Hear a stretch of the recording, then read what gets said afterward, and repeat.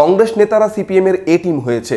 খড়গ্রামে নির্বাচনী সভা থেকে সিপিএম কংগ্রেসকে বিঁধলেন পুর ও নগরায়ণ মন্ত্রী ফিরহাদ হাকিম।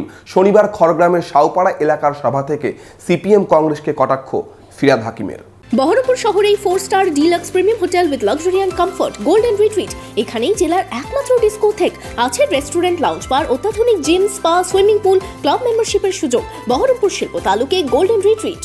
খড়গ্রামে নির্বাচনী সভায় এসে সিপিএম ও কংগ্রেসকে তোপ ফিরহাদ হাকিমের। শনিবার খড়গ্রামের ইন্দ্রাণীর শাওপাড়া এলাকায় জঙ্গিপুরের তৃণমূল প্রার্থী খলিলুর রহমানের নির্বাচনী সভায় যোগ দেন রাজ্যের পুর ও নগর উন্নয়ন মন্ত্রী ফিরহাদ হাকিম। সভা থেকে মনোনয়নের সময় মোহাম্মদ সেলিম ও অধীর চৌধুরীকে একসাথে হাঁটা নিয়ে তোপ দাগেন ফিরহাদ। একসাথে হাত মিলিয়েছে।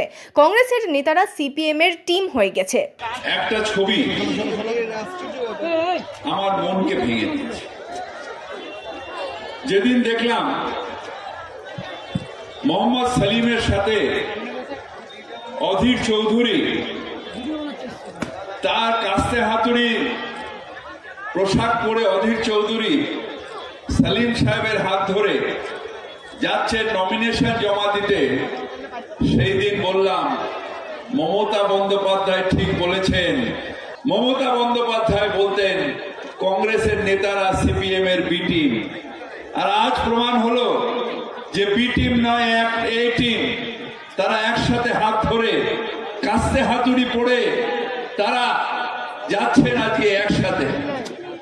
আমি বলি অধীর বাবু, যে 782 জন যাদের সিপিএম হত্যা করেছে, আপনি প্রেস কনফারেন্স করেছিলেন যখন কংগ্রেসের নেতা ছিলেন। সেই 782 জন কংগ্রেস কর্মীর বাড়িতে আজকে আর যাবার মুখ আপনার আছে? আপনি সিপিএম এর সাথে হাত মিলিয়ে আজকে করেছেন।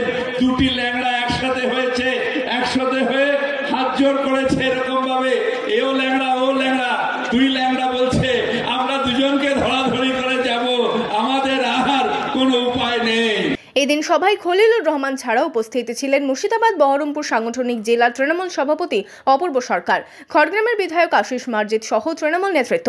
7ই মে এই লোকসভা কেন্দ্রে ভোট। গতকাল খলিলুর রহমানের হয়ে সুতিতে সভা করেন মুখ্যমন্ত্রী। এবার তার প্রচারে পুর ও নগর উন্নয়ন মন্ত্রী। Bureau report, imagine community media.